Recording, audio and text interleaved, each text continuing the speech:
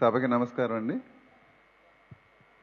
మనకి పిరమిడ్ మాస్టర్లు అందరికీ కూడా 18 ఆదర్శ సూత్రాలు భగవద్గీత లాంటివి అని సార్ ఎన్నోసార్లు చెప్పారు.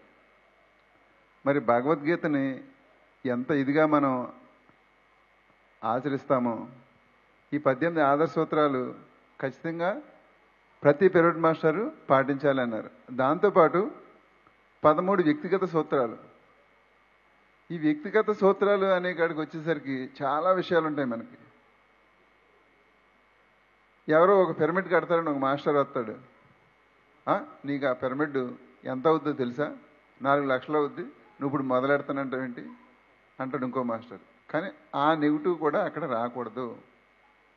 దీనికి ఒకసారి సార్ ఏమన్నారంటే,